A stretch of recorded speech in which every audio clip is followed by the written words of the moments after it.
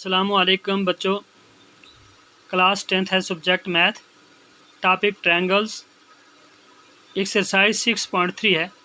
आज हम इसका क्वेश्चन नंबर 10 करने जा रहे हैं। क्वेश्चन नंबर 10 लिखता है CD and GH are respectively the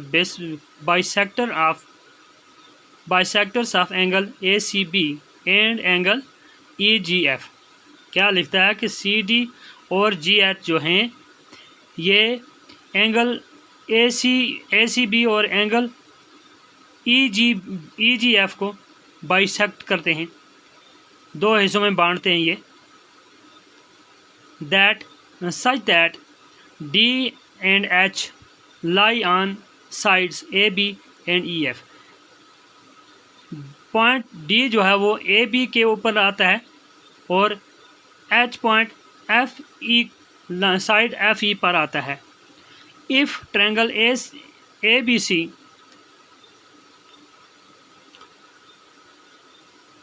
respectively if triangle ABC similar triangle FEG। लिखता है कि अगर ट्रायंगल ABC सिमिलर है ट्रायंगल FEG के तो शो दैट CD बटा GH बराबर है, क्या कहते हैं, बराबर है AC बटा FG के। क्या लिखता है, CD बटा GH is equal to AC बटा FG। और दूसरा पार्ट है इसका, triangle DCB similar triangle HGE, ये भी शो करनी है। और तीसरा पार्ट क्या शो करना है हमने, triangle DCA similar triangle HGF। ये तीनों पार्ट हमने शो करने हैं। तो आइए हम देखते हैं किस तरह हम इसको दिखाएंगे। फिगर्स हमारे पास सामने हैं। पहली फिगर है ट्रायंगल ABC एक ट्रायंगल है और दूसरी FEG ट्रायंगल है। ये दोनों ट्रायंगल सवाल के मुताबिक लिखता है कि अगर ये दोनों सिमिलर हैं तो सिमिलर ट्रायंगल जो होती हैं उनके एंगल्स बराबर होते हैं। देखिए किस तरह, एंगल A बराबर है एंगल F के, एंगल B बराबर है एंगल E के, एंगल C बराबर है एंगल G के। तो इसी तरह मैं आगे लिखता हूँ, in triangle ABC and triangle FEG। Triangle ABC में और ट्रायंगल FEG में हम देखेंगे कौन कौन सी चीज़ यहाँ में दिखाई गई है। यहाँ पर लिखता है angle A is equal to angle F, यानी एंगल A जो है ये किसके बराबर है, एंगल F के। ये एंगल A एंगल F के बराबर है। आगे लिखता है angle B is equal to angle E। Angle B जो है ये है एंगल B, ये है बराबर एंगल E के। और angle C is equal to angle G। अब एंगल C जो है ये किसके बराबर है, एंगल C जो है ये बराबर है एंगल G के, एंगल G के बराबर है। इस तरह ये हमें गिवन दिया गया है। तो इसी तरह जब एंगल C एंगल G के बराबर है तो ये जो लाइन बीच में ड्रा की गई है, CD ABC में एक ड्रा है CD और दूसरा FEG के अंदर है GH। ये लाइनें जो हैं ये एंगल C को हाफ करती हैं, यानी दो एंगल में बांट देती हैं। इस तरह G एंगल जो है इसको भी दो एंगल में बांट देती हैं ये लाइन। इस तरह ये बन जाता है 1/2 angle C is equal to 1/2 angle G। आधा एंगल C आधा एंगल G के बराबर है। सो अब हम क्या करते हैं, इनका नाम रख देते हैं, एंगल 1 एंगल 2 एंगल 3 एंगल 4। यहाँ पर क्या होता है, एंगल 1 बराबर है एंगल 3 के, एंगल 2 बराबर है एंगल 4 के। इस तरह हमें ये इससे क्या मिलता है कि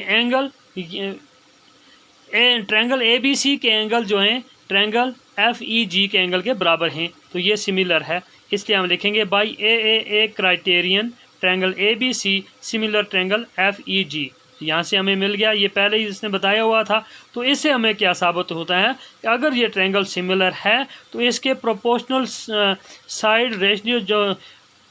साइड के रेशियो जो है वो भी आपस में बराबर है। तो हम लिख सकते हैं CD बटा GH is equal to AC बटा FG। तो ये आ गया पहला पार्ट, इससे हमें ये प्रूव हो गया। इसी का अगला पार्ट हम देखते हैं। अगला पार्ट हमें क्या आता है, दूसरा part, triangle DCB similar triangle HGE। हम लिखेंगे in triangle DCB and triangle HGE। Triangle DCB कौन सी है, ये वाली है ट्रेंगल DCB।